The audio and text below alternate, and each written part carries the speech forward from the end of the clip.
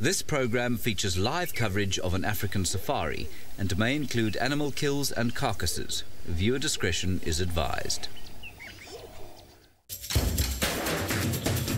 This is why the Niconico Pride is such a firm favourite. It's Kinky Tail.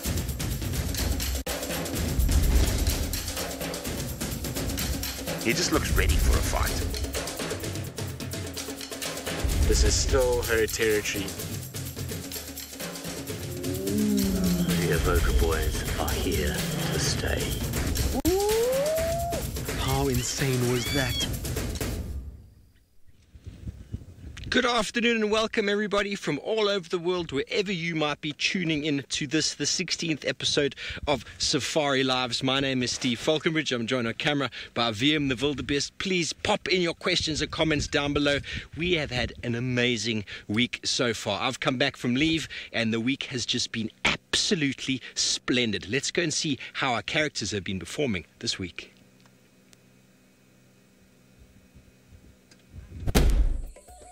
Down here in Djuma this week, Little Chief Osana kept to his usual activities, bouncing between the game-rich Gallagher and Voyatella pans.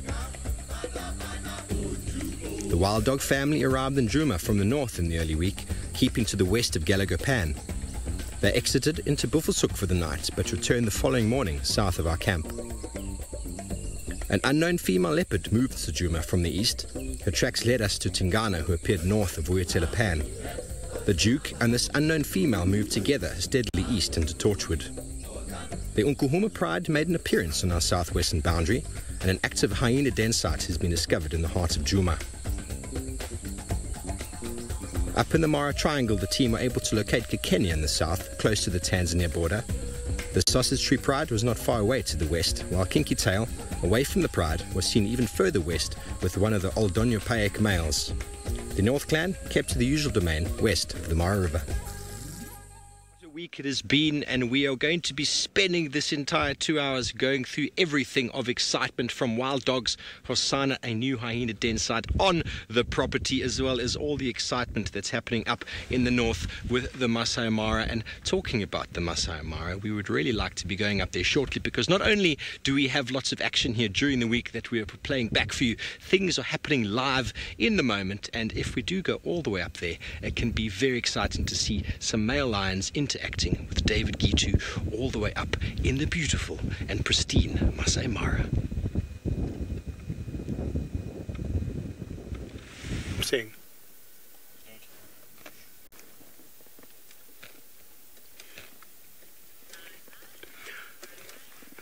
Welcome to the Masai Mara Triangle, and we are in Kenya, and how lucky to start with a pair of lions here, a male and a female, under some shade of some torchwood tree. And we have been following these lions since this morning. And as usual, my name is David, and with me on camera is Manu. Manu, good afternoon. What a dramatic day it has been. We have been following these lions since morning. And the one you see on the right, for those who have never joined us before, is called Kipuli, and the females come from another pride of lions that is called Owino. That is a clear sign of a mating or a female in estrus, and we might be lucky just starting with us in the Mara, and we might see the mating. It's just a matter of time before that happens. The reason why maybe the male could not be interested at the moment, he is very tired. He has been involved with 2 fights today, one in the morning and another one this afternoon. Great temperatures we got here in the Mara, about 27 degrees Celsius and 87 degrees Fahrenheit. And remember, this is a very interactive safari drive you're doing, and you're welcome to ask as many questions as you may wish in the comments you may have. Please tweet and send them through #SafariLive.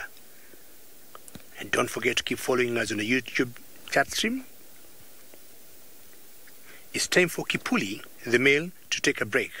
As I said earlier, he had some 2 epic battles, one in the morning and one in the afternoon. The two young males that came around that we have never seen before, and our guests, me and Manu, the two males were nomadic. And ideally, that's very typical for lions when they want to take over from an area or pride of lions in an area.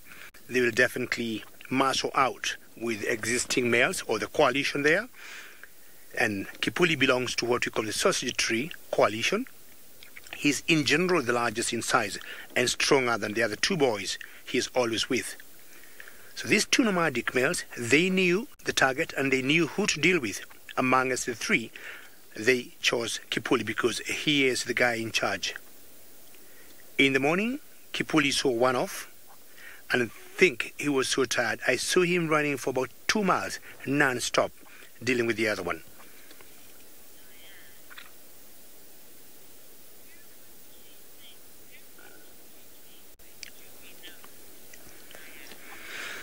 Diane, that's a great question, but I'll tell you, Kipuli was chasing a younger lion, which we think was nomadic, is a male lion, and I think that's the one there, not that one particular one.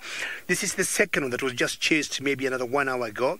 But Diane, the one that was chased away earlier was a nomadic male that I have never seen.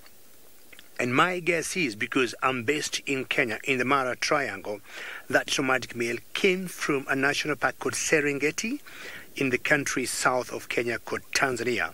So he's a male I've never seen before. Apparently he had half a tail, and Kipuli dealt with him accordingly this morning. Now, one other male that we have just seen from a distance stayed back with this female here, and they have been mating the whole day. Kipuli came and stayed about 100 meters away from them under some shade of gardenia tree, cooling off.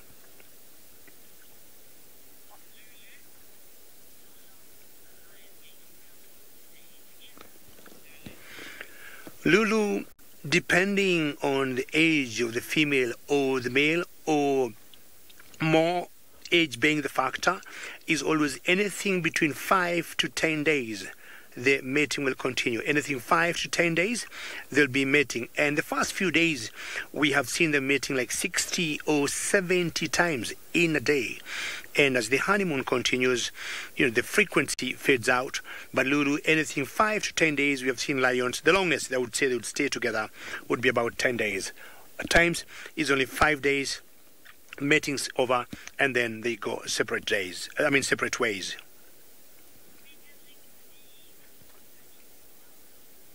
So after Kipuli came from the shed this afternoon, he thought now he was re-energized and ready to face the other male. And it did not take long before he saw the other male off, and now he's happily rejoined or gotten, his female back, I would think.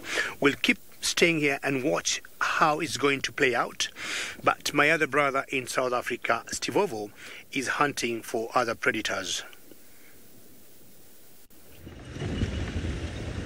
Thank you very much, David. Indeed, I believe the dance moves are impeccable up in the Mara. Maybe Senzo needs to go back up there and learn a couple. I know he knows most of the dance moves around, so how fantastic is that to be seeing all sorts of mating going on and nomads being chased by dominant males. Something I really miss a lot is spending time with lions. I will be heading up to the Mara in about a week, so I will be with lions soon, no doubt in their multitudes. So exciting to be learning all about them up there. But this afternoon, myself and VM, are trying to see if we can find that wild dog family. They were up in Bulfasuk this morning, and possibly they might come down. There might be a movement down back in towards Jumis. We're just doing a little bit of a patrol up in the north, see if any activity does come down. It's been very special to have them this week. Very, very special indeed, as the new puppies are following around the adults, and the adults are having all sorts of interaction with them, with bringing them little presents. I got my first view of the wild dog puppies early on Wednesday morning. All 6 pups playfully pulled at what turned out to be a Steenbok head. After much play from pups and adults alike, the pack settled down in some shade to escape the heat. All of a sudden, one of the adult males ran off after a skulking hyena who dared come too close. Away from the protection of their den, the youngsters will be faced with many challenges to survival in this harsh environment. The puppies learned two valuable lessons, namely the importance of strength in numbers and that attack can be the best form of defense. So incredible to have found them on, I think, my second day back from leave.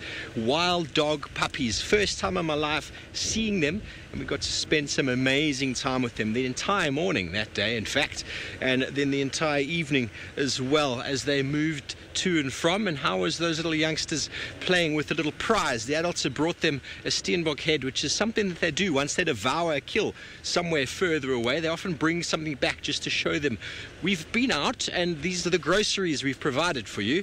But at the same time, they also regurgitate an enormous amount of that carcass for them, because they can't lose that to a hyena or a lion once it's in their tummy.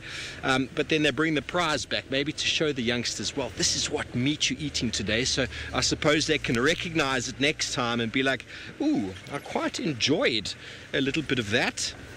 So track there, female leopard coming in from the north. We had some tracks this morning of Tundi just down the road here, which we ran out of time to try and follow.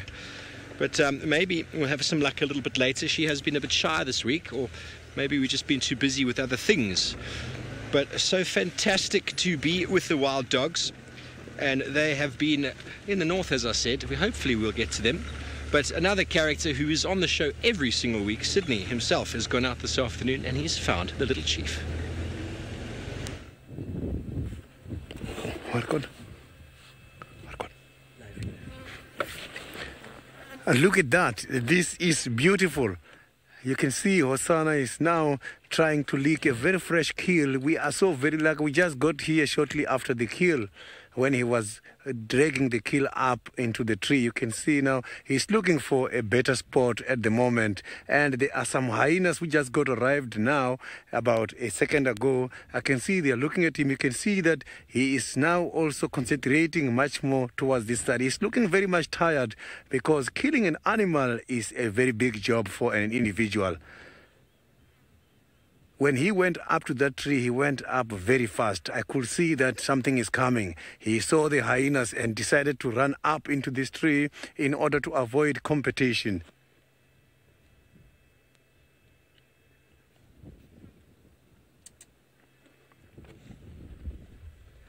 A very, very good afternoon and welcome to the episode 19 of the Safari Live. My name is Sydney Mikosi. I am traveling with Senzo, who is my camera operator this afternoon, and we are going to try by all means to give you the best experience ever. For your questions and comments, you can follow us on Twitter, #SafariLive. You can also follow us on YouTube chat stream. It seems like today is going to be a very interesting day, because my plan was to look for Hosanna as well as visiting the new den.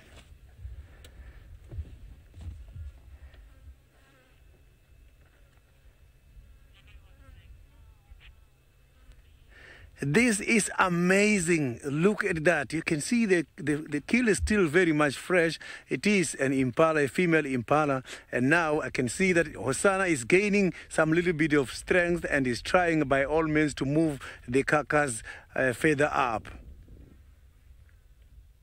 He has not even yet started feeding on this impala.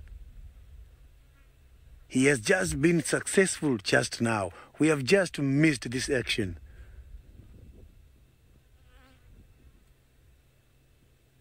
And guess who informed me about this?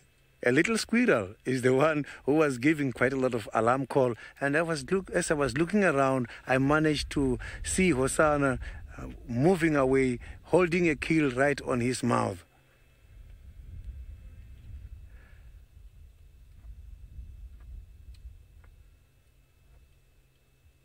He's trying to open the stomach of this little impala there, but it seems to be very difficult.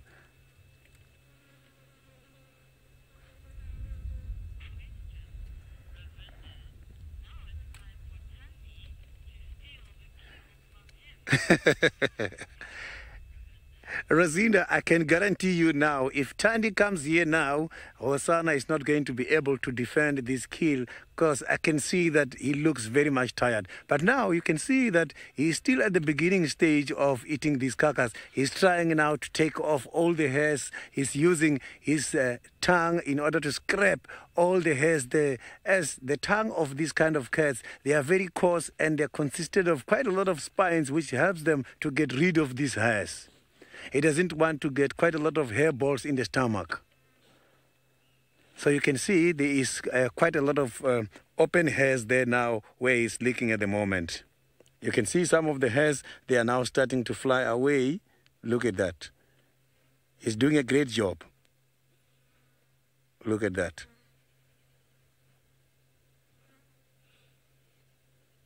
So when he's doing this, what he's doing now, sometimes they absorb, they even swallow some of these hairs, and these hairs are going to the stomach and develop a very nice ball, and afterwards you'll see them in the form of hair balls. Sometimes you can see them as a very long string coming out. Look at that, he nearly lost his carcass, and the hyenas are just here. I am just looking to where these hyenas are. I can't see them anymore here.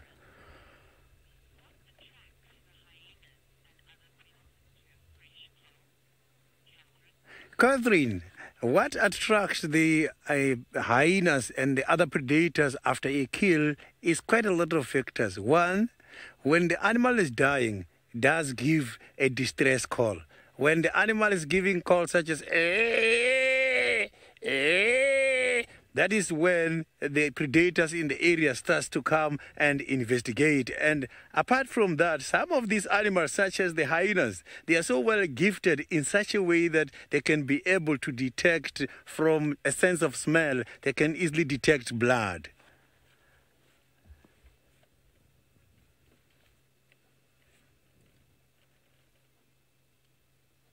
So you can see that these animals, they've got quite a lot of things to do after a kill.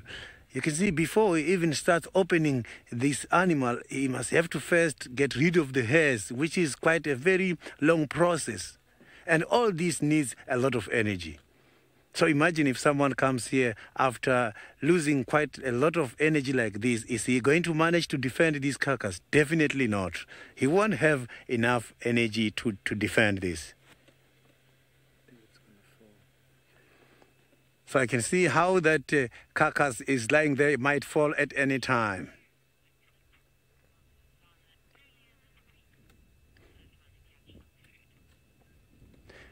Earlier this week, we saw Hosanna trying to catch some food. Earlier this week, we found Hosanna trying his luck with a game of cat and mongoose. Our favorite little chief was up to his usual curious antics and was chasing some terrified mongoose around a fallen tree. They did their best to avoid his claws, while shouting their disapproval at the big cat bouncing above them.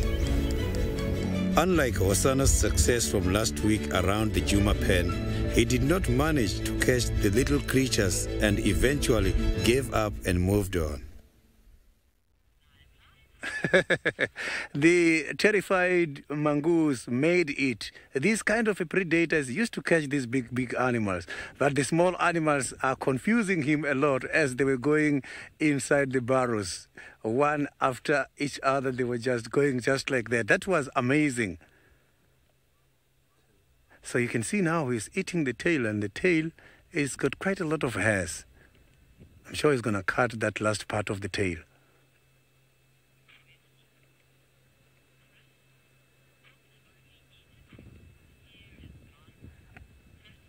Chris, he is not going to get rid of all the hairs from this animal.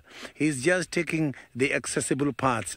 Once the animal is opened, he will now concentrate from the intestine, and some of this skin, they will still be there. He's still going to eat some of these things. Some will be processed and come back in the form of hair balls.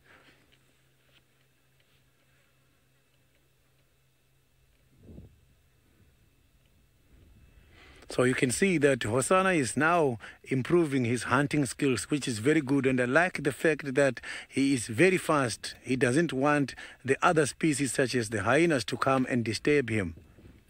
You can see those hind legs. They are so very powerful, so they can be able to propel this animal when he is lifting up these carcass. Look at that. He's battling to arrange this carcass very well. So I hope he's not going to lose this carcass.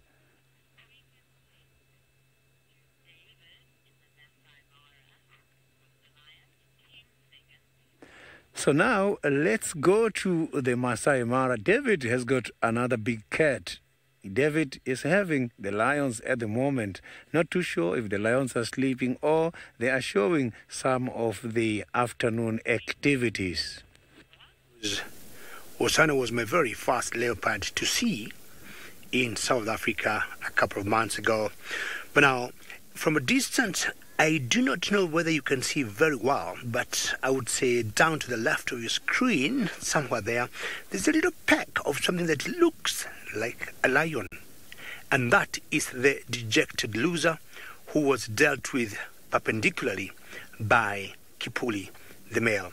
And he's watching from a distance as Kipuli is having the best of his life.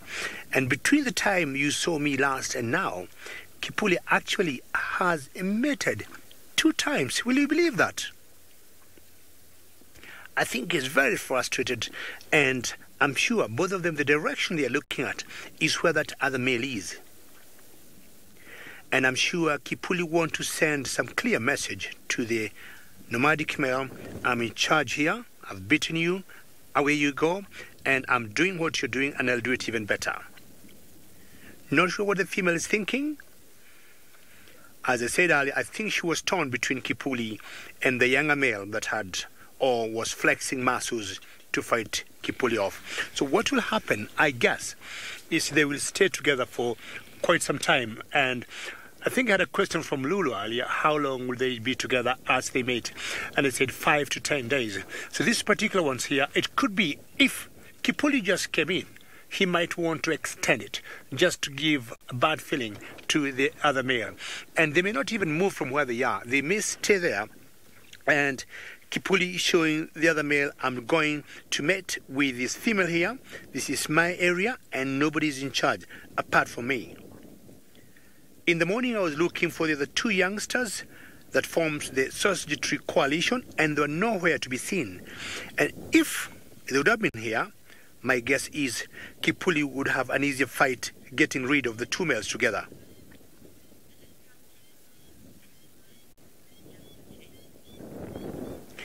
Puma, the first episode or the first drama in the morning was just chase, and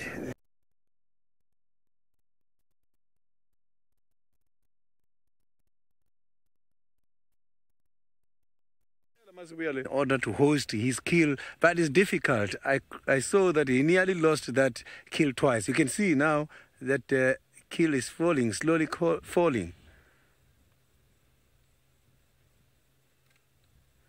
Look at how he's balancing with the big stem from this tree and the animal falling on the other side there.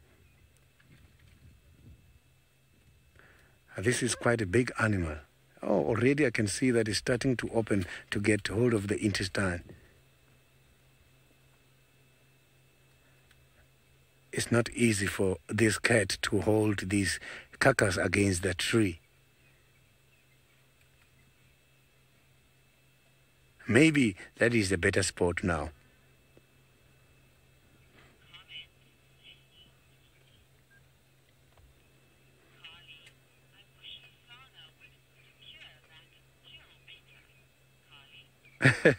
That is my wish as well, as I can see that he lost quite a lot of energy. If any other animal comes here and take this, he is going to be very hungry. So I think he must have to have an opportunity to reap the benefits after such a very job well done.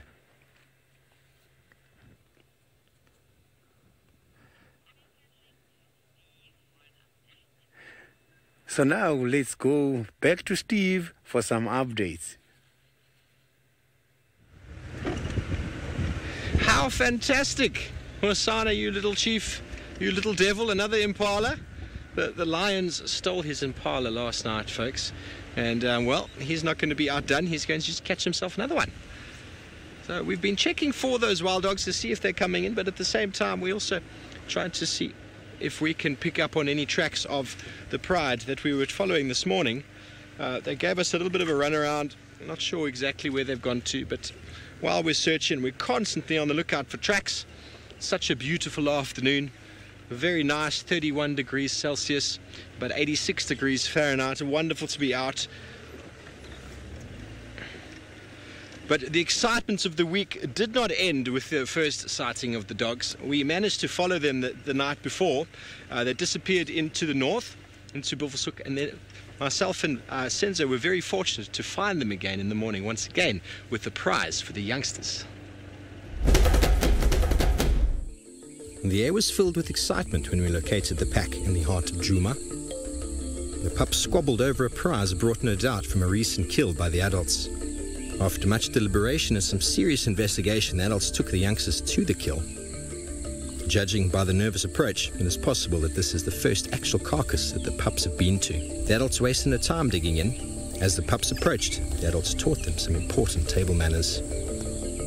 After the meal, the entire pack engaged in some rather entertaining play, seeing who could be king of the termite mound.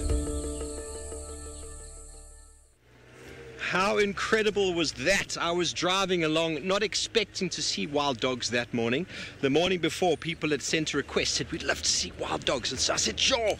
And we found them. And then the next morning, people sent the same request. And I said, what are the chances? There's not much of a chance of finding them again. And then, lo and behold, driving along, I just saw this flittering white tail through the bush as one of the adults was running directly towards, well, in this direction. We moved in. We found the puppies. The adults had obviously been and made a kill. They'd killed a female impala, and they'd obviously disemboweled her and brought the young fetus, which was quite sad to see. But they brought that back as a prize to the youngsters, who then played with it and ripped it apart and just did their thing. And eventually, after some serious attention and movement and thought and deliberation, the adults going backwards and forwards, up and down, checking in every direction, they eventually took the puppies one by one to the scene of the crime. And the puppies approached very cautiously, very tentatively, and we can only assume, not having seen it before with these ones, that it might be the first actual kill that they've been taken to. And the adults go off ahead and make the kill. The youngsters kind of stay back, and then the adults, once they've made the kill, come back and get them, after gorging themselves, of course, and regurgitating their meat for the youngsters. There's obviously more meat to be had at the scene of the crime, and so they went back with the youngsters, who had pretty much eaten everything that they'd regurgitated, so there was not much left. So the adults got into it with absolute interest, and the youngsters, well, first time at a proper kill, had to learn that there's a different table manners at the kill than there is at when they're begging, when the adults come back. There's very different table manners. Paula, you want to know where the dogs are deading? Well, I believe it was up in the Manuleti, which is sort of past Buffelshoek and just onto the left. The Manuleti also joins to the Kruger, to the north of it, and the Timavati. So sort of northwest of where we are in Djuma. Not far though, I'd say 5 k's or maybe 6 k's at the most. Kilometers, so 2.5, 3 miles maybe, but I'm not sure exactly. We don't get the opportunity to go that far north, so we're not sure, but we heard about it. We were very excited. I saw a little bit of a spiel on the show of Taylor with the Wild Dogs, and I thought, oh, what are the chances of me seeing them? And then pretty much first morning out, there they were. The eagle eyes of VM spotted them sitting in the open on a termite mound. We moved in and they were playing with a Steenbok head and then chasing off the hyena, which was so special to see. The pups learning so many lessons. Well, the migration I don't think is completely over. Scott is still looking at animals that are moving to and from with his wildebeest in the Mara. Dogs came back to visit on Djuma. I wonder how long it was since they were last there before they brought their pups along. Look at all these wildebeest. This is probably the highest concentration of wildebeest I've seen this migration. and it's absolutely wonderful to see. Now, that's just a tiny little portion of them, believe it or not. We'll try and show you a few more later. My name's Scott. I'm teamed up with James Kaimoe Murithi on camera today. And we've come into this area because we are hoping to find the Sausage Tree Pride. And there are some new additions that we are hoping that we are going to find today. Why don't you take a look at our first ever glimpse of them earlier in the week.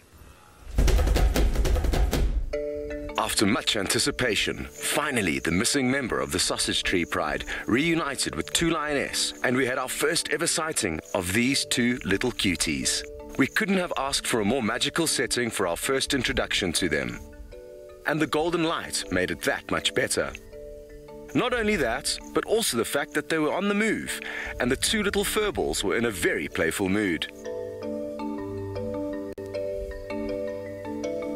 Even Mama was getting caught up in the antics.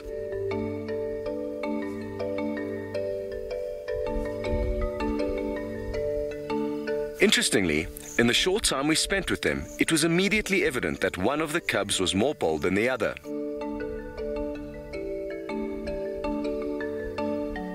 I also managed to get a few glimpses below their little tails, and it seems to me like they could well be two young boys. Let's hope these two little guys make it through this dangerous stage of their lives. Those two little critters. And sadly we haven't seen them since that day. And I'd just like to kind of fill you in. This is where the Sausage Tree Pride hung out until about 3 months ago. They were almost always in this very kind of small area, relatively speaking. And then all of a sudden some new lioness appeared, we're thinking from the south, and I'm guessing it was the pressure from those lioness as well as the fact that migrating herds had made their way up into this area of the reserve, the kind of front runners, that the Sausage Tree Pride moved all the way across to here, out of their territory, and they've been hanging out there ever since. Now, we saw those little cubs somewhere around here going across this road. That was the last place we saw them. There's two males in this area that will kill those cubs, so I'm hoping that the two lioness and the mother caught wind of that and have come somewhere back into the central area. I'm guessing that there are still lioness here that have caused the lioness to move, or the Sausage Tree Pride to move, but we don't know. Thanks, James. We don't know exactly why or how exactly the dynamics work. But that's kind of my theory as to why I've come into this area. It sounds like you guys have been having a wonderful safari this afternoon. Everyone seems to be getting lucky. And some really fascinating interactions up here in the Mara with old Kipuli. I must say I'm quite envious of David and Manu. Oh, Skadoody. Those little Vienna sausages you call those cubs are very precious, and they certainly are. We kind of had a feeling, well, we were hoping that we were going to see some cubs, because one lioness disappeared for quite some time. We actually saw her once rejoin the Pride about a month ago, so she obviously came to touch bases with them, but the cubs weren't big enough to reintroduce or introduce to the other Pride members just yet. So we're not too sure how many days before we saw those first little cubs that she may have introduced them to those other two lioness. There's also a possibility that Kinky Tail and the fifth lioness haven't even met those cubs yet, because they've been kind of doing their own thing. So, interesting times. There's no two ways about that.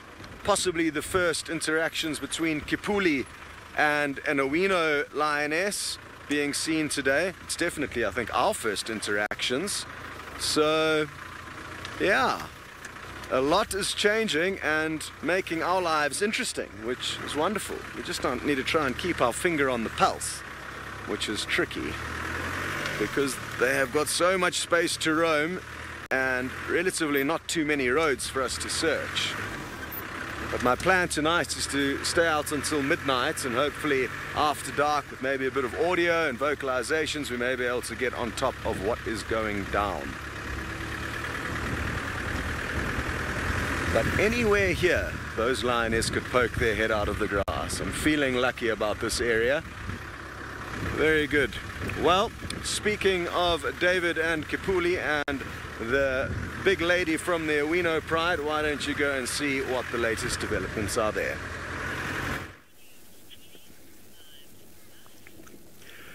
Well, Scott has been following the Sausage Tree Pride for quite some time with Brent Leo Smith, and I think this time around it's me who is lucky to be following them and have seen some of the dramatic behavior of Kipuli, the male that you see there on your screen. Then I think the two of them, more than Brent and more than Scotty. As I said earlier, he has been involved in 2 fights, and first my apologies because I was hunted by gremlins earlier and you lost me at one point. I truly apologize, and this is all about technology. And what's happening now, they're having arrest Kipuli with the female lioness there, and we can identify that female lioness 100%, that she belongs to the pride of lion that we call the Owinos. Owinos are always 5. The 2 youngsters there, 2 young females, and this is the mother of those 2 young females. How lucky is Kipuli to fight off 2 males, and now he got the girl for himself.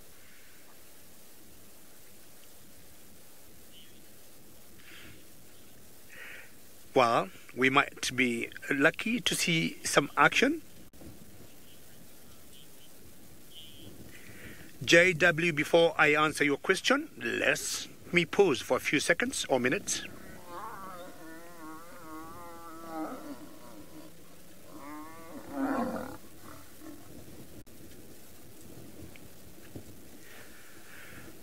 I'm breathing out, and JW, I don't know whether you got an answer from that particular behavior of those lions, but while mating, JW would have noticed they don't hunt. It's a very religious, or it's like a ritual for them. They strictly keep to mating religiously without involving themselves into hunting.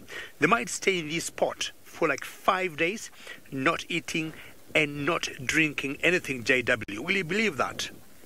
Now, if you look carefully on the right eye of Kipuli, he got a huge scar right below the eye, right eye, and this he got about an hour and a half ago. Very fresh wound, and is when he was fighting the second of the male or the nomadic males that had tried to encroach his territory, and that male that has given him that huge scar was mating with his female.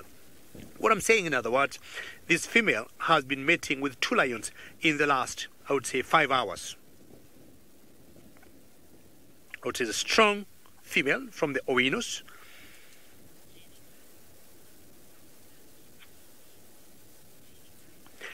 Janica, Kipuli translates to an earring, and you have seen how people now will have earrings on their ears or on their noses.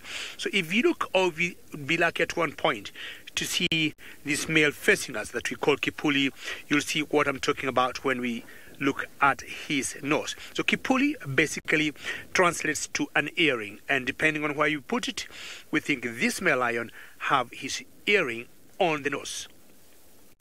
You can see how the wind is blowing, or the wind's blowing his mane. And I think now they have mated 5 times for the last 40 minutes.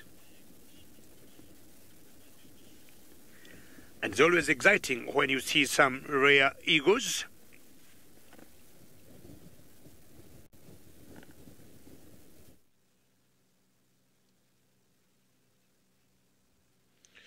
Yes, well, not that rare, in fact, David, but in fact what is happening at the moment is love is certainly in the air. Males mating, male and female lions mating. This Wahlberg eagle pair that has just turned all the way back from North Africa has come down here for the breeding season. And there's a little bit of allo grooming going on right now with the female on the right and the male on the left. She's noticeably bigger than he is, and while we've been waiting for you to come to us, he's been doing some proper head scratches for her. very nice to see. He came in and landed beautifully on that perch next to her, probably been out foraging, looking for some food. He didn't bring anything back for her because they're not actually nesting yet. They've produced a nest, it seems. There's a nest just above them there, but I don't think there's any eggs so far. And we're hoping to maybe catch a eagle mating. Wouldn't that be special? I don't think I've ever seen it before.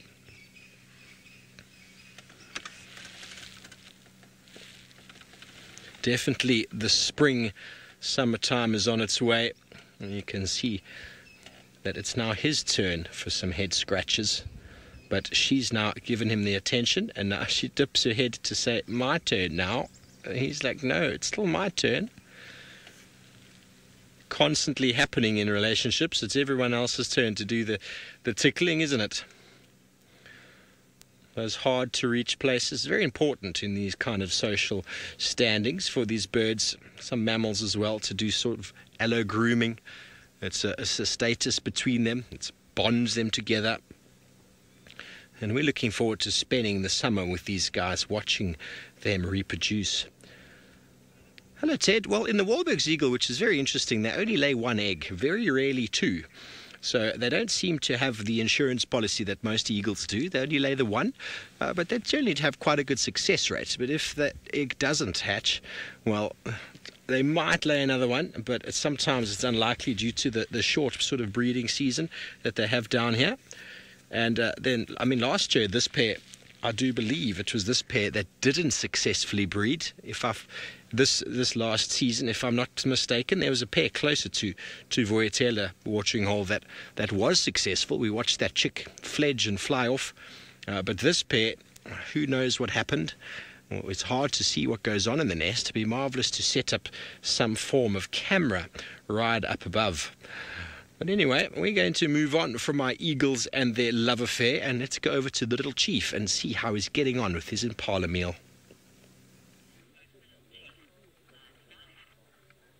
Grooming is one of the very interesting activities because it does maintain a very strong relationships amongst bears and the other big animals.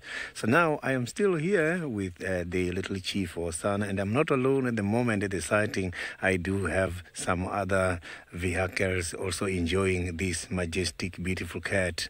And you can see now the prey that we saw earlier on looking very much pretty fresh. Now is looking very much damaged. It's looking old now. So this cat, he doesn't want to rest after killing this animal. He just wants to eat straight away. I'm sure he has been learning a lot that not feeding immediately, the chances of losing the kill, they are always very much high.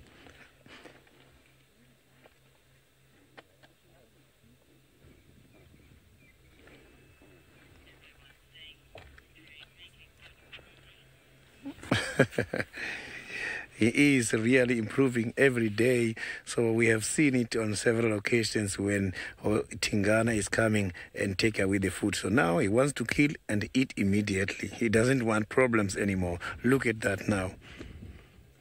So he's busy now trying to eat the thighs.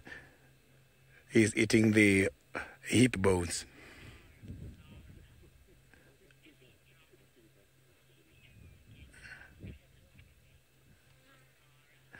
Laura, that is determined by the distance between this animal and their competitors, such as the hyenas. When we arrived here, we have arrived both at the same time with the hyenas. But those hyenas, they seem to be now hiding somewhere around here. If he loses this prey now, I can promise you the chances of getting it back, they are very much slim at the moment, as hyenas can be very much active to react after the dropping of the kill.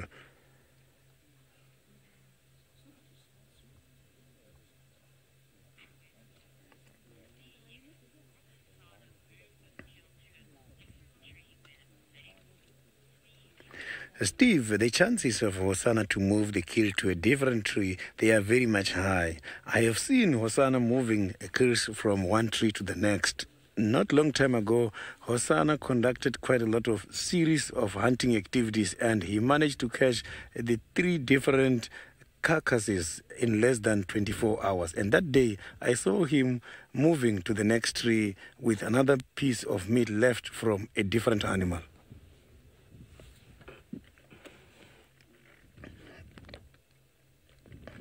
You can see now that meat looks very fresh and moisturized.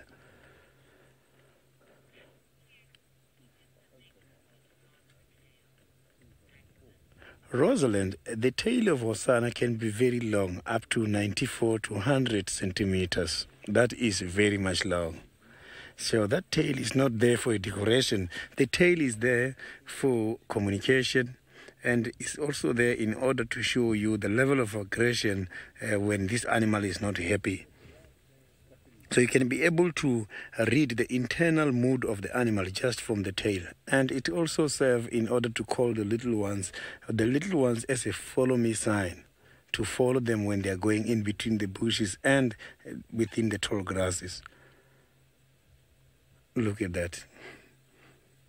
So you can see that his claws are very much strong because he can be able to maintain the balance. Look at that positioning. That is an awkward position, but you can see he's surviving it.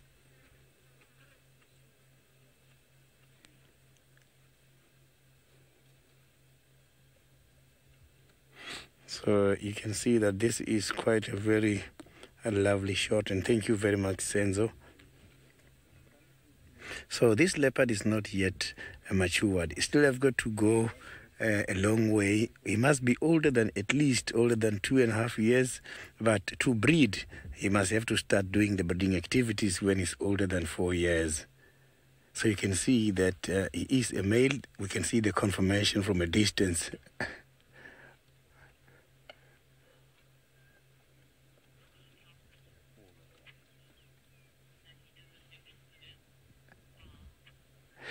He cannot drop that piece there on purpose. He can only just drop some of the pieces such as bones that are very difficult to digest. Those kind of unwanted small pieces, yes, he can be able to drop them. But the rest of the meat, and specifically the intestine, he's very interested on. If you can check there now, you can see there is a small piece that is hanging and there's some flies on. That was part of the things that he just dropped earlier on when he was absorbing the stomach juices. So those were part of the unwanted materials because they were very close to the end. I think those were the last droppings for this animal which was in the body. So he did not want to eat that, but he managed to absorb the stomach juices.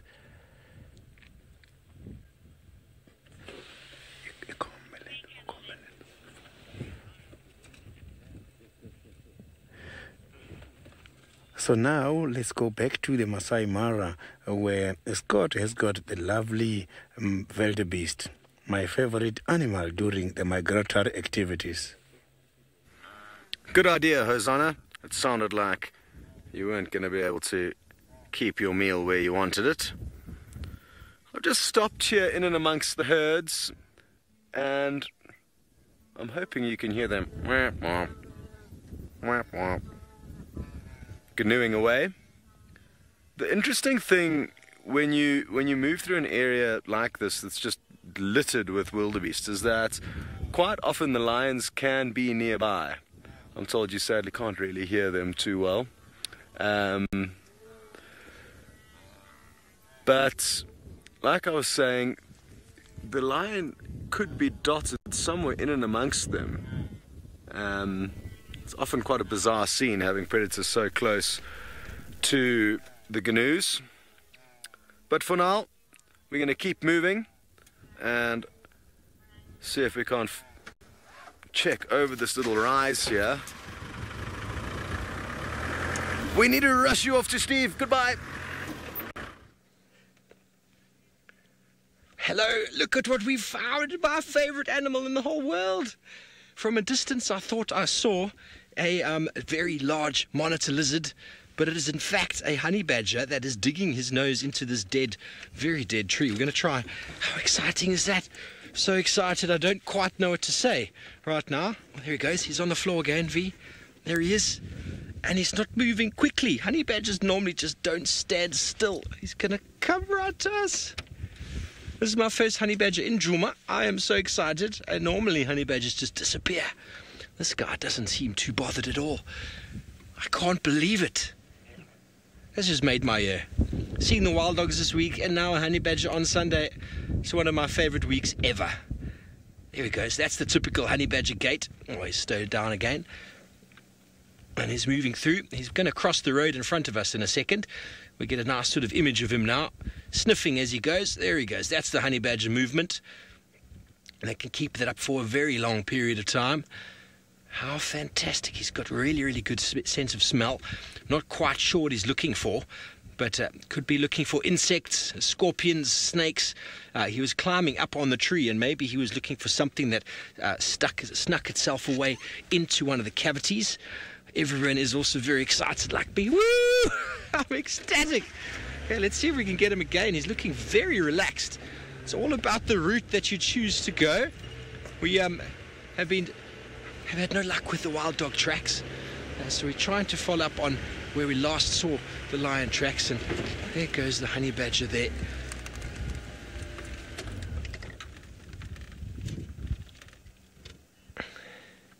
Paula, honey badgers are regarded as crepuscular, so active at dusk and dawn, but none of these animals really fit into that category if the weather's quite cool. They can really do anything they want to, but primarily they're active when it's the coolest parts of the day.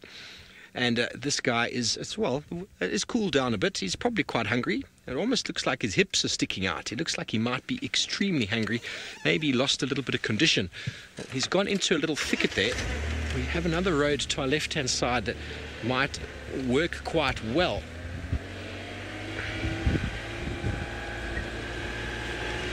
Whoa, no idea, Joy.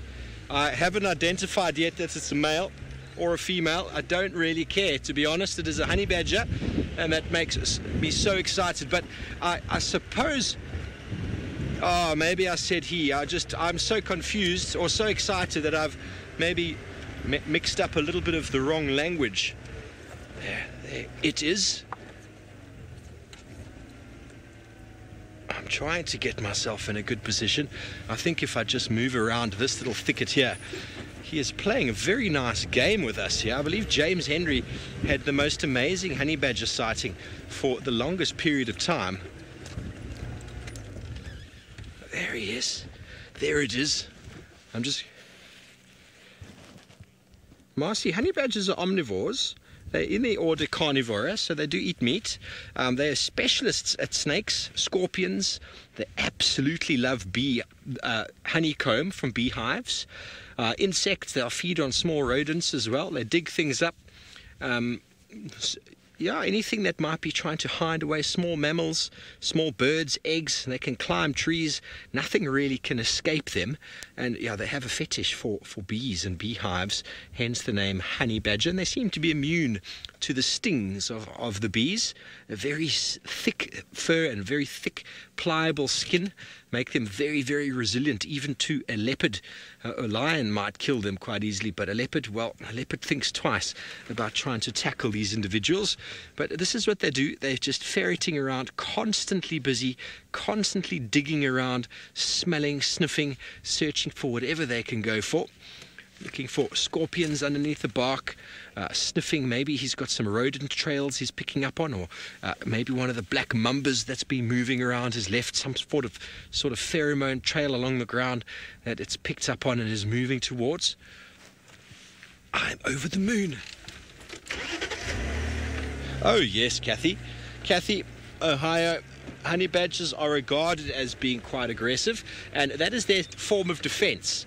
Basically, because they're mustelid, so they're able to secrete quite a smelly enzyme, and their best form of defense is just to be aggressive and to fight and to challenge anybody who tries to get in their way.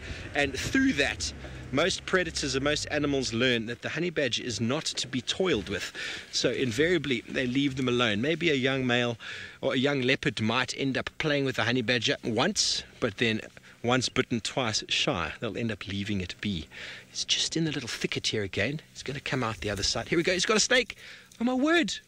He's got a snake. He's got a snake. I think it's a puff adder. I don't know. Or it might be a monitor lizard. He's got something that moved through there. Look at the size of it. It might be a monitor lizard. He is grabbing it by the tail. It could be a snake. I have no idea. I just saw something move very quickly. And there it goes. Let's see if we can keep up with him. Oh, monitor lizard up the tree. He's going up after it. The monitor lizard's right on top. He's climbing it like a Pooh Bear. The monitor lizard has got absolutely no chance here, folks. This is what the honey badger does best. Oh, he's jumped down. He is going to try. The monitor lizard is in a safe spot right now. I don't think the honey badger can climb that tree. Oh, my word. This is happening directly in front of us live, folks. That monitor lizard, I think, is having a huge sigh of relief. He had his tail in the jaws of the honey badger, and the honey badger, just before we came around to the spot, lifted his tail like that.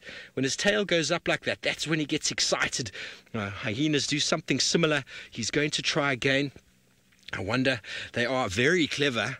They are very good at figuring things out, and he's going to try to figure out how to get that monitor lizard. The monitor lizard is sitting perched very precariously on a very thin stalk of a tree, and I don't know. He knows that he's no match for the honey badger. He's going to just try to stay there. But I wonder if this very clever carnivore is going to figure out how to get up there. Definitely, where he picked his tail up before, he must have noticed or smelt that something was here. He was up a tree earlier when we first found him, and maybe that was the smell of the monitor lizard that he initially found or smelt, and he's been trying to track it and follow it. The monitor lizard would be moving in very similar sort of manner to the honey badger, looking for things in crevices.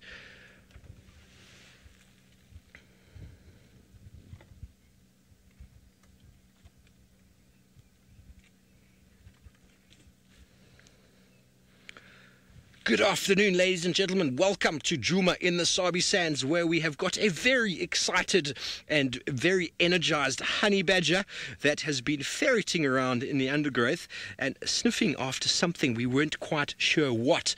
It then all of a sudden launched an attack, caught this individual monitor lizard by the tail, and the monitor lizard, who is very, very strong, was able to pull himself out of the grasp of the honey badger, ran up a very big log, and is now perched precariously on a very thin branch. The honey badger is moving around in all sorts of circles. He is a very smart fellow. They're able to figure things out, and he's going to see if he can somehow displace that monitor lizard from his perch on top of the tree. Now he's going up the actual tree that the monitor lizard's in.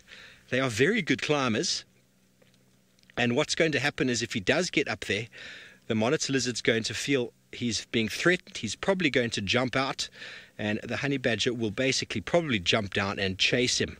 I don't think this is going to end well for the lizard. Please feel free to drop your questions and comments below. Jonathan, wow, indeed. He is, well, honey badgers are my favorite animal in the world. And this is my first time seeing one in probably about a year and a half. First time seeing one here on Djuma. Look at how he goes. He does not care. There goes the monitor lizard. Down he goes on the floor. The chase is on, folks. The chase is on. Go, honey badger. I'm going to move up, Vildy. Honey badger's tail is in the air. He is very excited. If he catches this, I don't know what he's going to do. Is he going to try throttle it? Yeah, he's got it right over here.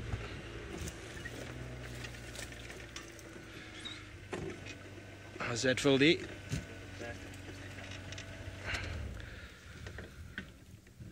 Yolanta, we love showing you our broadcast. Welcome from Toronto here. We have the honey badger. He has just made the kill of what looks like a rock monitor. It's hard to say. I want to try reposition for you, Vildy.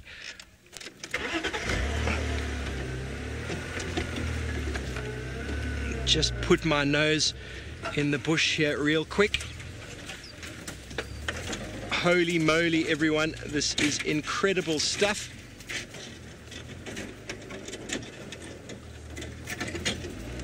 That's about as good as we're going to do. We've just put our nose off the road here. Wingnut, well, the honey badger preys on whatever he wants to. And martial eagle are actually also a very, very good predator for monitor lizards. Larger monitors are also good predators against younger ones. But the honey badger has dispatched him. He's probably snapped his neck when he caught him.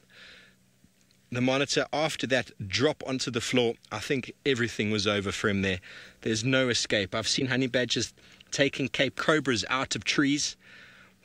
I've seen them killing rock pythons that are 6-7 times larger than them without any effort. It's all about attitude. There we go. It's positioned itself perfectly for us. What a fantastic sighting. It's quite an old... Yeah, Nerman, honey badgers don't care. We'll leave the expletive out of it this time. There's a little bit of cracking of bone now. For some reason he's enjoying eating the face. Not quite sure why. A little bit of monitor lizard tongue.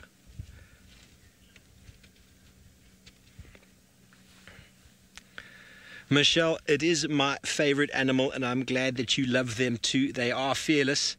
And monitor lizards, to try and grab one, it's quite a thing to do. They are very powerful, and the honey badger caught it by the tail initially and tried to pull it out of the tree, or out of the bush that it was in.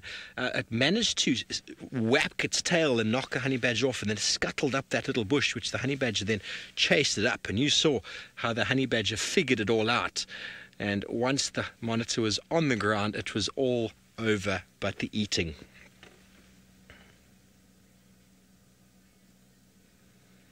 Maria, that's a great question. And the honey badger will probably eat his favorite portions, and then I don't think he will be able to ingest the entire lizard. The lizard is probably about half of his weight, maybe a third of his weight, which is an enormous amount of meat to get in.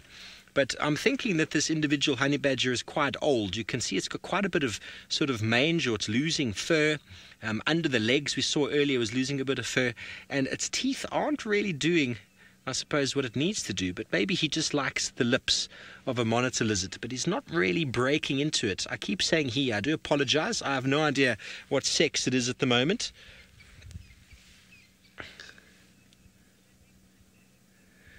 Christina, do you see those claws there? The claws are for digging and for climbing, and they climb trees very, very well. I mean, he climbed the tree earlier. He looked like a black bear you might find in the northern hemisphere or in the States, and he climbs the tree very, very well, and they can actually go up the trees quite quickly. Nowhere near as well as leopards can do, but they're quite strong, quite powerful. The claws aren't necessarily very sharp, but they're able to add purchase, just like black bears do when they climb a tree, and it enables them to pull their full body weight up. But they can go up trees quite diligently, and he went up that small tree and onto the end of that precarious branch without any fear. And I think I was watching him at the time and not the monitor, but I think you might have all caught him just launching himself out of the air, probably about 2.5-3 meters in the air. He just landed on its side after the monitor lizard, not stunned at all. Most of us would be completely winded with a fall like that, especially when you're the size of an individual like this. And then there we go. Now he's I think he's enjoying his meal. Very strange to see what part he goes for first. Maybe he's just so angry that the monitor lizard resisted him initially that he's just going to eat its face first.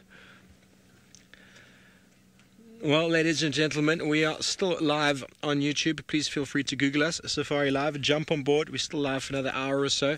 We will be here again next week and every other day on YouTube. So thank you for joining us for this short action broadcast, and we will see you next time. Have a good evening.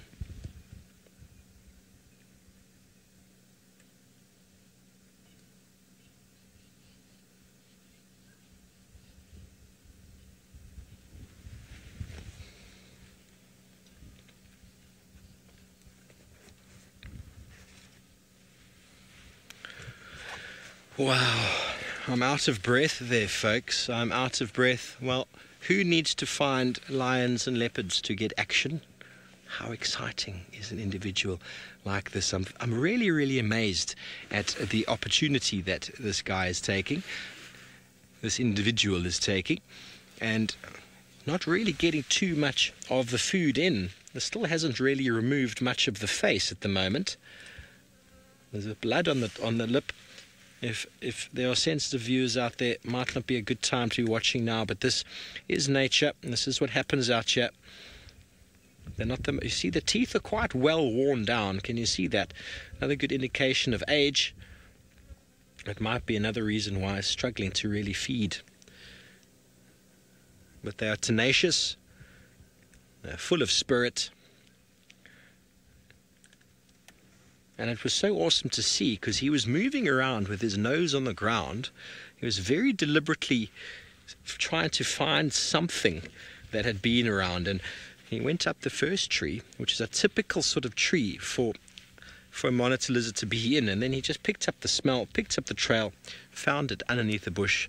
And that was the end, as it were, of a very nice example of a monitor lizard. Well, from one carnivore to the next, one kill to another, let's go to Sydney and the Little Chief.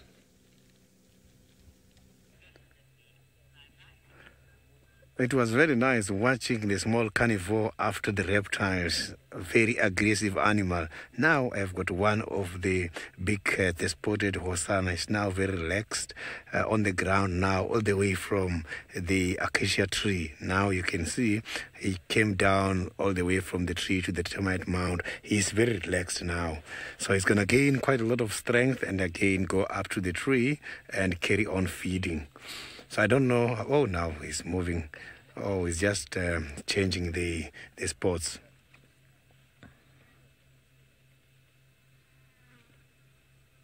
You can hear he's coughing. I'm sure maybe here by the throat there's still quite a lot of hairs from the fresh kill.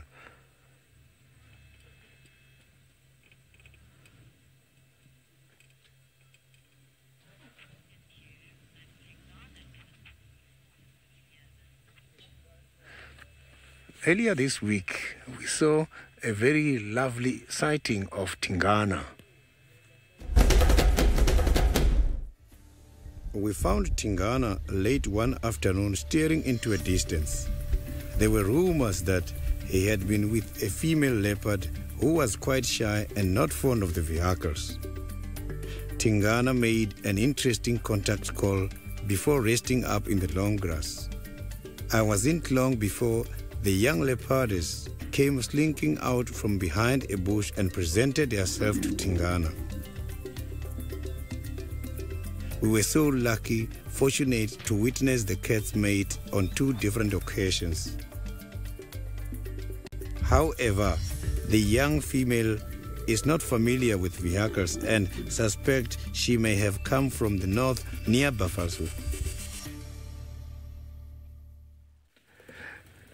It was interesting seeing Tingana introducing his new girlfriend here in Djuma, and it's an unknown girlfriend. I'm sure Tingana was looking for Hosanna and Tandi to show them he's got a new girlfriend. And he decided to just mate in front of us to make sure that they hear the message that it's not they're not just friends, it's about mating activities. It's definitely a new wife. So you can see Hosanna there now, very nice and relaxed. Let's see, maybe he's going to go up back to the kill and carry on feeding.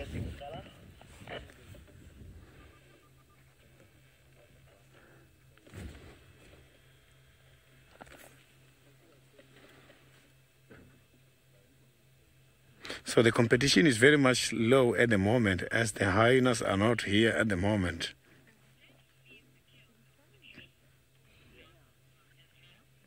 Sounds from Israel, the kill is right up, hanging by the tree. I can see it from here. He managed to find a very nice spot in order to hang the carcass. But where it is, I can promise you, is well protected because it's not just by a simple tree. This is an acacia tree. It's a Vachelia tree, the tree which has got quite a lot of spikes on them. It's inaccessible at the moment. Only him can access that carcass. But the other cats, such as Tandi and Tingana, if they come here, obviously they will be able to get hold of this carcass.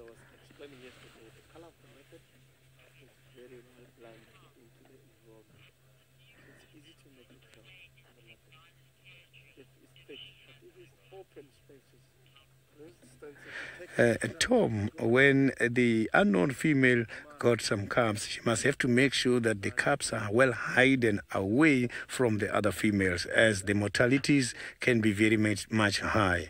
So the females don't tolerate the other females. It's just like the males as well don't tolerate other males. Only the opposite sex can be tolerated.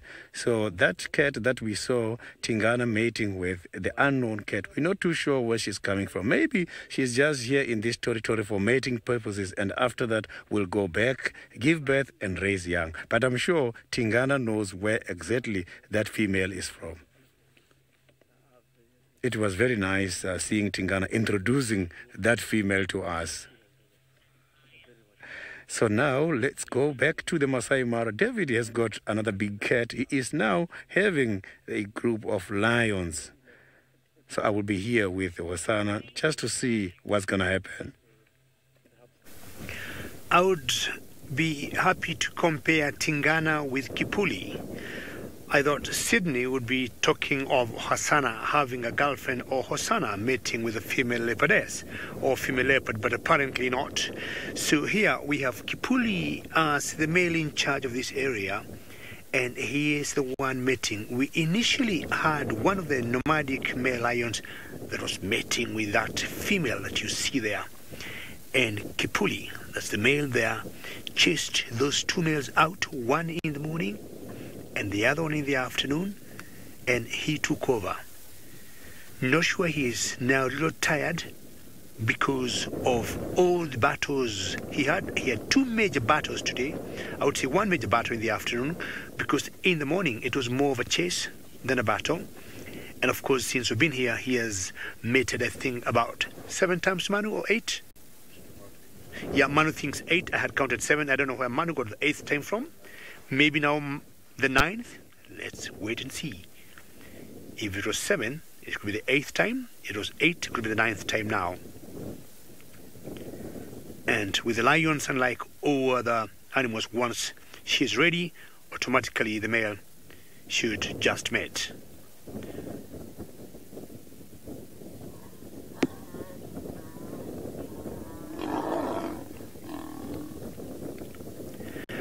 Well, part of that, the growl from the female, is because she gets hurt by the male, because the male's penis is hooked backwards and is a bit spiky or spiny, and as it's finishing, or when he is withdrawing it out of the vagina, it tends to hurt the walls of it, and that will most likely the female have to react in a way that I'm not very happy as much as we finished, because you have, hurt me. Well, ready to mate again? Maybe not.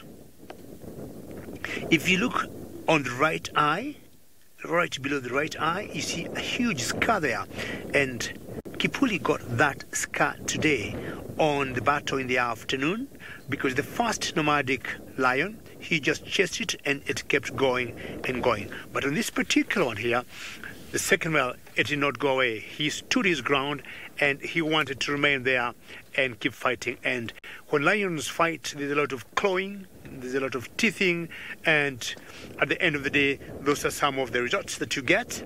And as much as he is a winner, every victory have some sacrifices. And I think, not to say he is weak on his right side, because we call him Kipuli. If we are lucky to see his nose closely, he got a little split on the right side of the nose. And incidentally, he got that scar on the right side. So maybe that is his blind side, and the scar that he got way back. You look at that nose there. Manu, if you punch on that nose, very good, Manu. You can see a slight split on the right side of that nose. And apparently, I'm not sure why the coincidence, he got the scar on the right eye. As I said earlier, maybe this could be the blind side for Kipuli.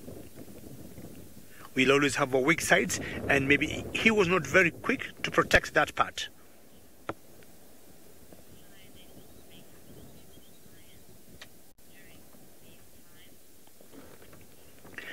Patricia, we have a classical example of one lioness today, and that particular lioness you see there, Patricia, mating with 2 lions in the last, I would say, 6 hours. When we saw her in the morning, she was mating with a younger male, which we had not seen before. And Kipuli, the male on the right there, was watching from a distance. When we went back to camp and came back here in the afternoon, Kipuli chased off the male that was mating with her, and Kipuli has taken over. So Patricia, classical example, it is one lioness mating with two males. Yes, lionesses will mate with two, sometimes three different males during the time they're in estrus. What are you thinking? She just moved about 6-8 meters away from Kipuli, but surprisingly, she keeps looking in the direction where the other male sat after the fight was done.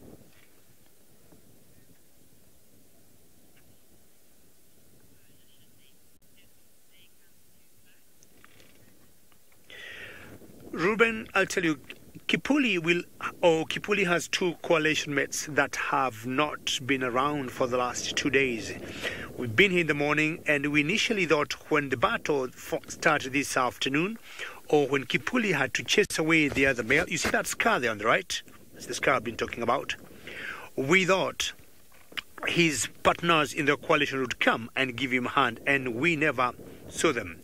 But should they come around, they have some protocol amongst themselves that Kipuli is in charge, and chances are they will not fight him, or he will not fight them to keep the mating rate. He'll mate until hopefully this female will conceive and get pregnant. So that's the scar I'm talking about. We have another lion not very far from here, another coalition of lions, and there's one that you call the Scarface, and hopefully now this will not bring confusion, because he got a scar not in a very different area than what we can see on Kipuli now. You're justified to have a snooze, Kipuli. Very well done today. You're fought of two young but very strong male lions. You won the battle, and you're still in very good shape to keep mating. You must be a very tired boy, but very well done, and you have gotten your place right back. And let's find out what is the latest from Scotty D.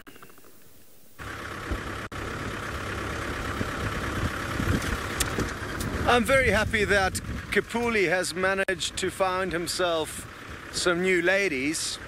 The reason being is that some of his old ladies seem to have found some new men.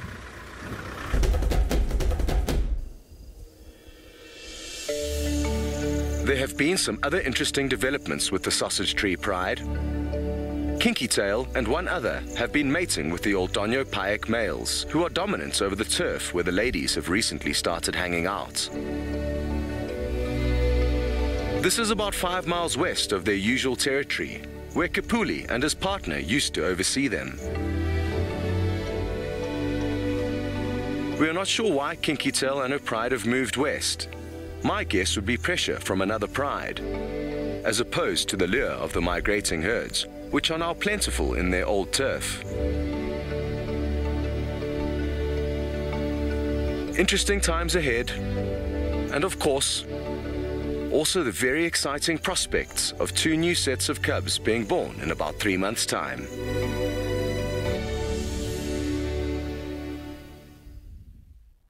So, interesting stuff there, not just Kinky Tail, but as I said, another one of the lioness was mating with the bigger, more impressive male from the Old Donyo Payek male.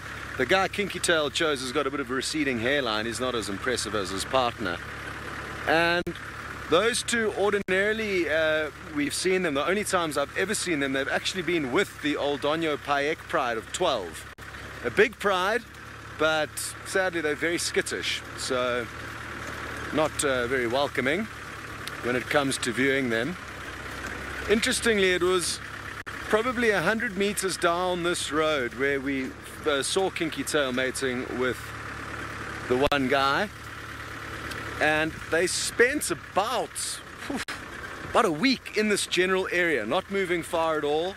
They had a kill under one of these trees. I remember they managed to snipe a wildebeest at some point in time, and midway through their session So I'm hoping that they're still lurking somewhere here, possibly down in the dip, which is another area where we saw them kind of a month or so ago. They bunkered down in one spot where it made it quite easy for us to find them for about a week. Lara Moore, you would like to know if it's possible for a set of cubs to have multiple fathers within the same set. It is actually possible, but unlikely with lions. It's more probable with leopard, because female leopard are known to spend one day mating with one guy and then find another guy, mate with him, and that way try and make all of them think that they are in fact the father. Well, I guess they could be. And that's why I'm told you can get fathers, different fathers for the same litter of cubs. But with lions, it's uncommon, because the lioness will usually stay with the males they are mating with for the duration of their 3 to 5 days of mating.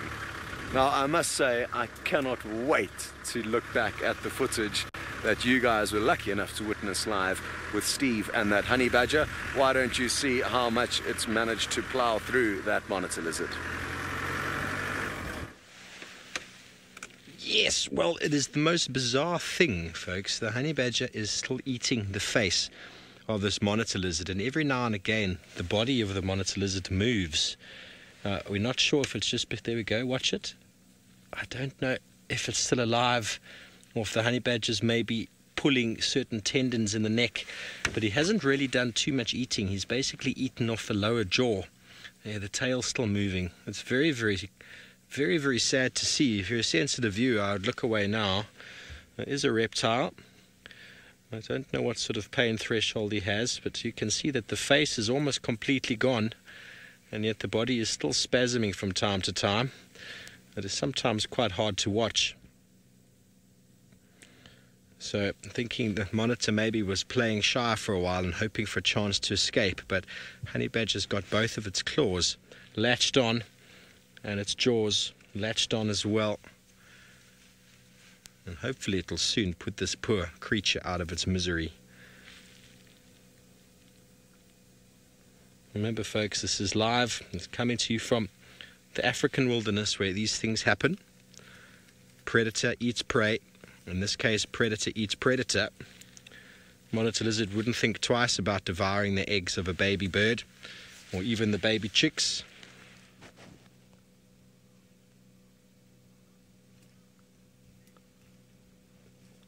Callum, I don't actually have an exact weight measurement for you there, but it's probably equivalent to that of a medium-sized dog, of about the same sort of size. It's not necessarily the strength of the jaw that makes a honey badger powerful. It's the fact that they are just aggressive. They basically just chase anyone down. They intimidate absolutely anyone, and that is where they win out in this area, because everything shies away from the honey badger. I wouldn't necessarily say that they would bite you extremely painfully. I think the bite will be sore, but that's similar to that of a small dog. I don't think it's got the powerful jaw-biting force of that of a lot of the other animals that we have, namely hyena, leopard and lion.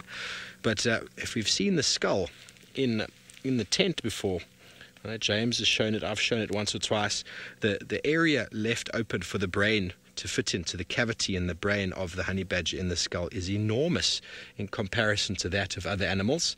It's probably far bigger than that of most of the animals that we encounter, even for their body size. So as this individual was trying to figure out how to get the monitor lizard out of the tree, it was using its very, very large brain to just work things out.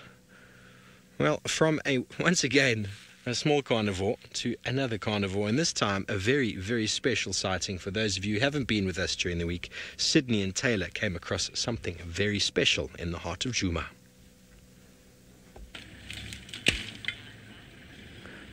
Look at this animal. This is quite lovely.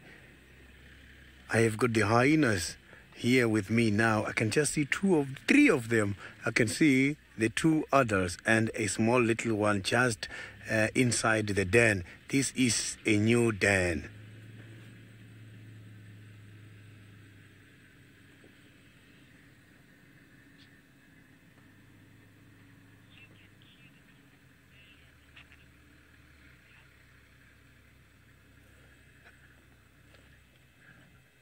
Earlier this week, we were very lucky to come across a new den in Juma.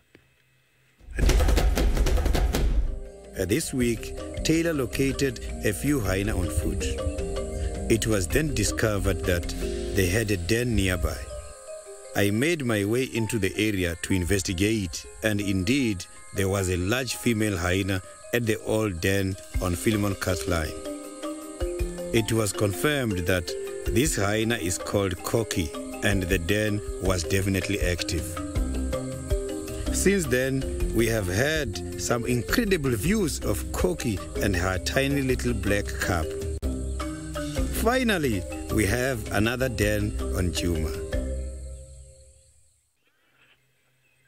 It has been very interesting, remarkable seeing the new den in Juma. This is something very, very rare. It's always amazing to come across such a lovely den in a game reserve. You can see that there we've got the mother right by the door. Behind the mother there is a small baby, still very much dark, and she's just coming in and out. I can see now that the little one is having some milk on the other side. Lovely. I haven't seen something like this before. I only started seeing activities like this since last week, shortly after this den has been discovered.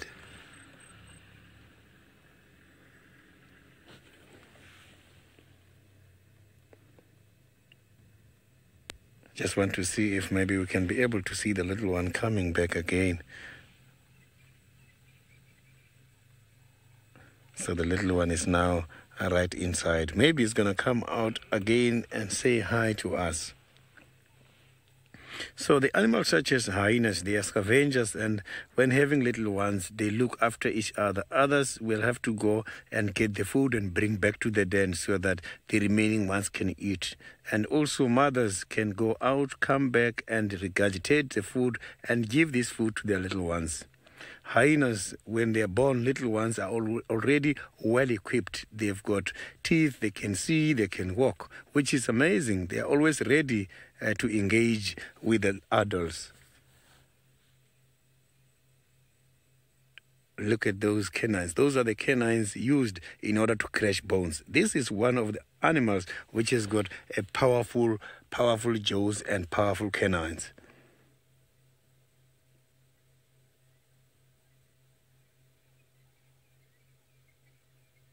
So this little one is going to suckle for about over a year to 18 months.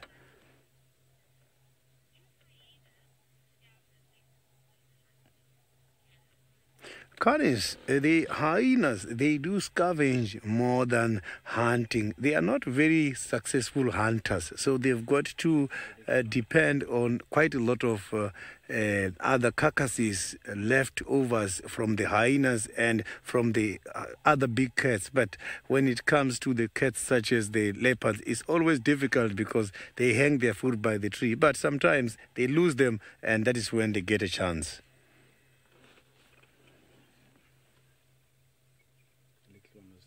So the little one was just out there. Let's see now. Maybe the little one is going to come in between the legs there. Look at the little one right there is coming.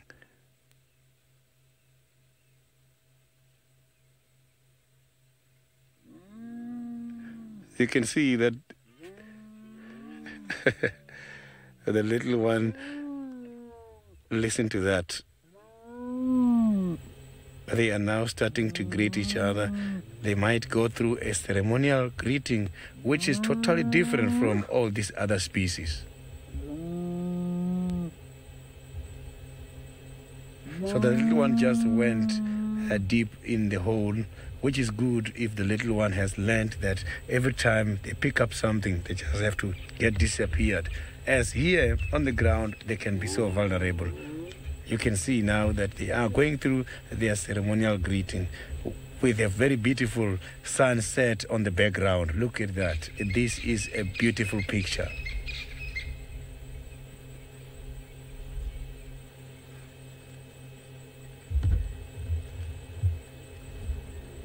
Thank you very much, Senzo, for such a beautiful shot. You can see that is a lovely, lovely sunset.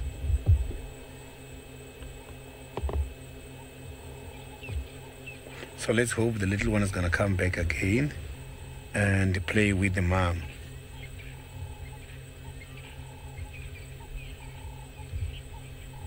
So now let's go back to the Masai Mara. David is also having something interesting at the moment. Not too sure what animal he's got so far, but he's got something. Kipuli is now having a commercial break, maybe waiting for the next time they're going to start mating. And it's pretty wonderful and exciting news to hear. I'm sure is it Sydney who found out a hyena den in Juma in South Africa. That was pretty exciting news, and we have been having hyena den here of the North Clan that we have been following for the last many months, mostly followed by Jamie Patterson. And how wonderful to talk about hyenas, and especially the cubs. We arrived at the North Clan communal den to be greeted by the sight of an adorable face peeking through the grass. For a moment, we thought we were looking at one of Wafo's cubs, but we realized we were wrong when the cub started suckling on a different female. The mother aggressed on another individual, a lesson for the youngster on their ranking in the clan. The cub tentatively ventured out in the open, but quickly dashed to safety when approached by another individual. The cub re-emerged with another youngster, and the two continued to learn about rank by socializing with other members in the clan. After night fell, Wafos arrived, and her cubs emerged out of the burrow, confirming that the two cubs we had seen that were still playing out in the den were the newest additions to the North Clan. Now, before Jamie Patterson, who is my colleague as a guide, went on leave, I could be wrong, but I think as she left the communal den of the North Clan, she went knowing that Wafos had two cubs. But the good news is we have two more cubs, and I think in total now we got four. Now, the one thing that I have to do, I got some homework to do, and find out who is the mother of the two cubs. And these two of the cubs are a little younger than the ones for Wafos. We would guess maybe the ones for Wafos were born sometimes early August, or maybe the second week of August, and they could be about 6-7 weeks old. And these two new editions of Bundles of Joy, they are much younger, maybe by about 2 weeks, not much of a difference. And my biggest joy will be when I go back to the North Clan hyena den, find out who the mother actually is. But it was so interesting to see two cubs of one mother and then another pair of cubs just playing and socializing. This is a very good hour for most cubs of most carnivores to come out and play, because it's quite cool. And I think on my way home I will swing by that den and find out if anything could be happening there. And as I said earlier, it's quite exciting news to have two dens, both in Kenya and in South Africa. First, my name, I would say no. I would say both hyenas are ideally the same size. They are the same species that we call the spotted hyenas or the laughing hyenas. But I might say the ones in the male could be slightly larger than the ones in Juma. And also for the lions, I could be wrong, but let us look at this lion as he is mating. They're slightly larger in size than the males in Juma.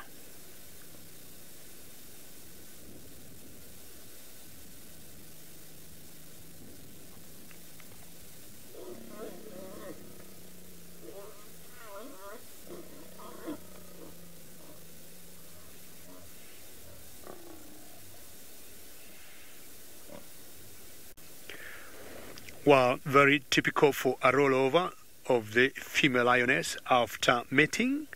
And I have always thought maybe that helps to get the semen to the fallopian tubes to be able to conceive. The little biting there, I think, is always the pain, as I had said earlier, as the male withdraws his penis because kind of spiny and spiked, and it tends to hurt the vagina of the female.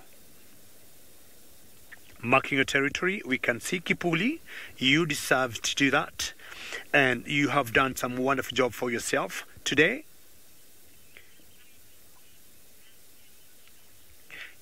If the prize is to be given Kipuli, I would have given you the best award.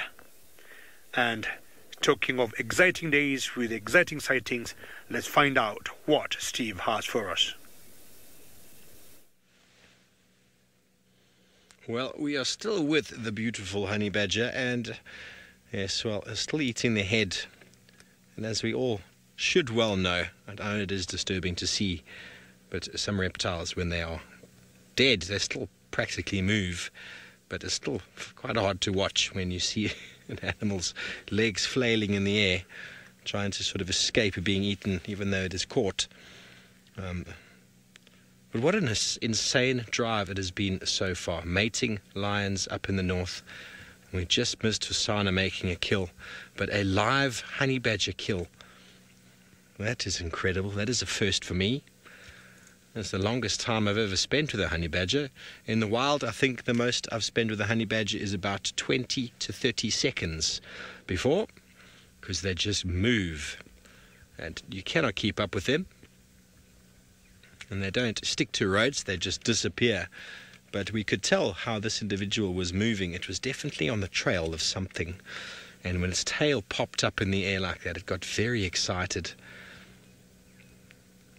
And then the work was done.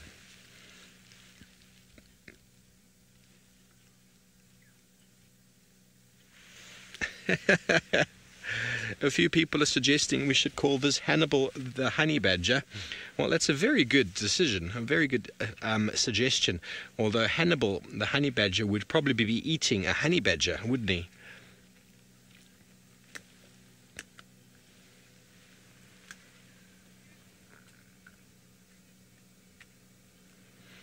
Kermie, hello. You want to know where honey badgers spend their time or where they live? They live in little holes in the ground. They'll basically timeshare with hyena and porcupine and all those sort of things. They're one of the many animals that do live inside of burrows. They're created by aardvark. They do have, you can see those claws. They're very good at digging. So they can go into a small hole that's been created and dig it even deeper if they need to. They're very efficient diggers. They often, oh, there's the tongue. Look at the forked tongue there sticking out. That's very interesting. He hasn't eaten the tongue yet. It's got a blue tongue. Now, you often see a monitor lizard when it's moving around, it's flicking its tongue out because it's bringing all the pheromones in the air into the mouth, which then are accessed by the organ of Jacobson, which is in the roof of the mouth. You find that in all reptiles. A lot of mammals have got it as well, the organ of Jacobson. But the snakes and reptiles are the most obvious for it because everything in their environment is communicated through what they pick up on their tongue. And very interesting to see it from inside. I know it's quite disturbing, folks, but this is quite a unique. Oh, he's going. There we go. He's got the tongue now. Oh, he quite enjoy it. Oh, he's pulling it. It's quite disturbing to see, but this is what happens in nature. Nothing of this monitor lizard will be wasted.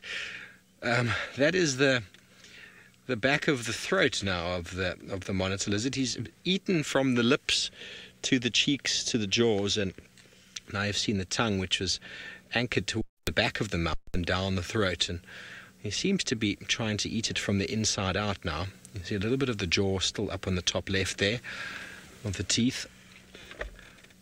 At least the monitor lizard has stopped moving for now, which is quite less disturbing. Francis, I have absolutely no idea why I didn't start on the belly, but what I do know is I've found twice in my life snakes that have been killed by honey badgers. One was an enormously large python, and the honey badger just ate the head and then left the rest. And another time was I think it was a puff adder, if I recall. He also ate the head and then moved off. So it's very hard to understand what it is that they're going for. Maybe they know that the facial region is the most dangerous part of the animal, and so they eat it. Really don't know. But Vildi, that python you said Tingana stole from a honey badger, was it also the head only that was eaten? You can't remember, huh? So it's really hard to say, but I mean, how many people out there have seen honey badgers eating things or with kills? In my very limited experience of finding honey badger kills, they always seem to eat the head.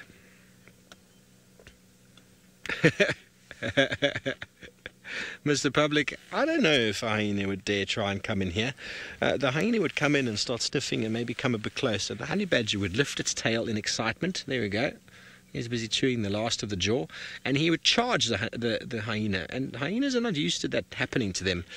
Down here, actually, lions will chase them, but if anything small runs at a hyena, I'm pretty sure, with the confidence that they carry with them, with an aggression, with a growl, with a snarl, and a tail up, very excited, a hyena would move off for sure. He would look and go, it's not worth the effort.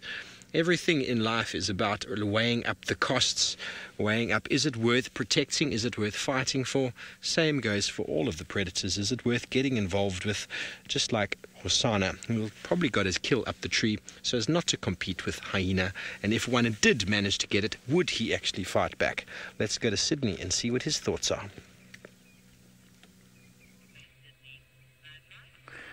You can see now that Hosana is pretty much relaxed, but now right in front of Hosana, where he's facing at the moment, I can see there is a hyena coming much closer. You will see he's going to appear just now.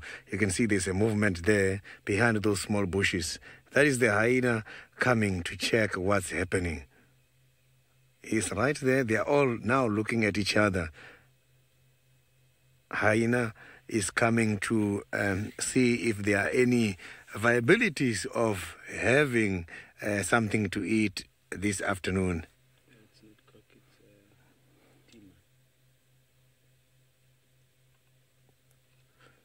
So you can see now that this hyena is now nice and clear.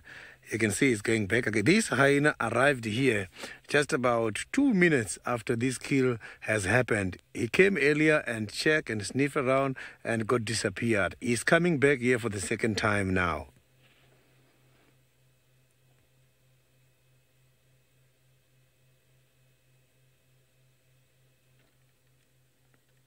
So the hyenas, by this time of the night, is when they are deploying each other in search of food. And how they search for food is interesting.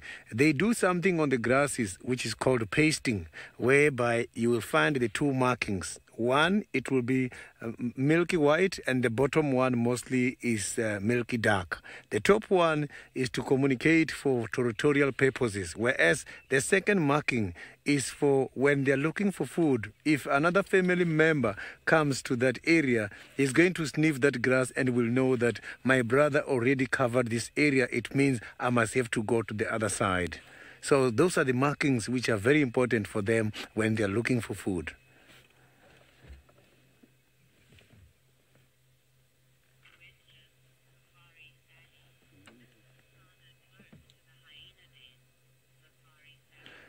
Safari Sally, the distance between Hosana and the hyena den is approximately 1 kilometer or less. It's not even a long distance.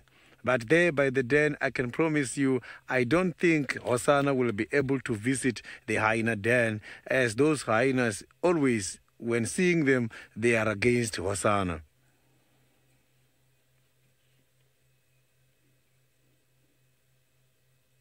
So there's been quite a lot of history between the hyenas which are residing by the den and Hosana, who is lying down here.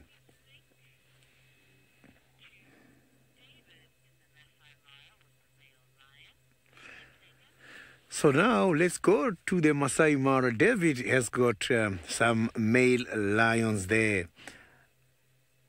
I haven't seen the male lions here in Djuma for quite a long time. The last time I've seen avokas, it was a long time ago. Well, that's very typical behavior of predators. 1 minute they're here, the other minute they're there. We now have Kipuli only, so the other predator is gone. I don't know where she went, but she just wandered off to the right and left us with Kipuli. So for Sydney's hyena to move away, it's very common, as they said, for predators to do the same. And this is exactly what's happening here with our mating lions. But either way, They have been mating throughout. And the area we are in now here is an area we call the burnt area, because there was some fire here a few months ago. And when the fire died, the rains came, the grass have been pretty short. And this short grass and the openness of the area, it makes the tommies and other types of prey to come around to enjoy the short grass, which is pretty nutritious. And when that happened also, we see other predators that would prefer to chase the tommies and feed on them. We found Kakenya sitting alert on top of a termite mound. We quickly realized our attention was on a group of tommies a small distance away. A quick stretch,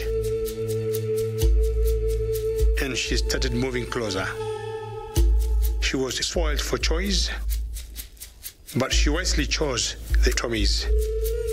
A quick trot, and she was off. But she took off too soon. She missed the target. As she slunk away, she seemed to walk cautiously, as if re-evaluating her tactics for her next hunt. After a few days, we caught up with Kakenya again, pacing with purpose. She soon revealed to us that this time around, she had been lucky in her hunting. She picked up the baby tommy from the shaded area and relocated it to an open area. Out in the open, she could easily spot any predators coming. After settling in, she devoured her breakfast. Well, I have known many cheetahs in the Mara and in Juma in South Africa, but I think Kenya has a class. The way she hunts, the way she brings down her prey, she does a pretty good job.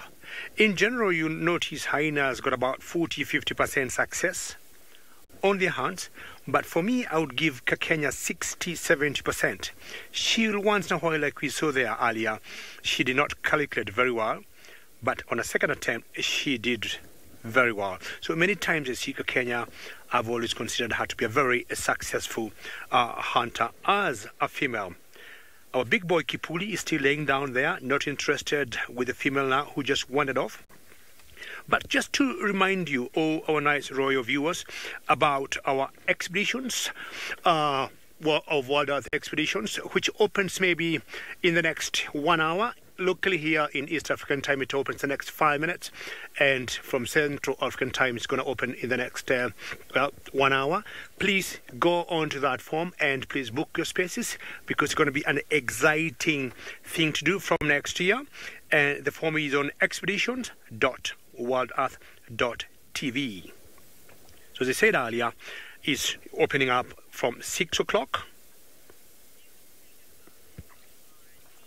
And the bookings will not be accepted until around 6:30. So look at the form, and after about half an hour, you can start booking your slots for that exciting Wild Earth expeditions. Well, darkness is slowly coming in here, and because of that, we are wondering where the female of Kipuli has gone. We might go looking for her, and because of the darkness, we might also be slowly and surely be heading home after such a wonderful, exciting day.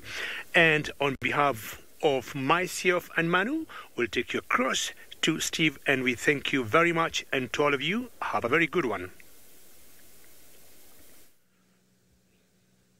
Thanks, David Scott and the camera ops up there. Thank you for your input this afternoon. What a marvellous afternoon we have had.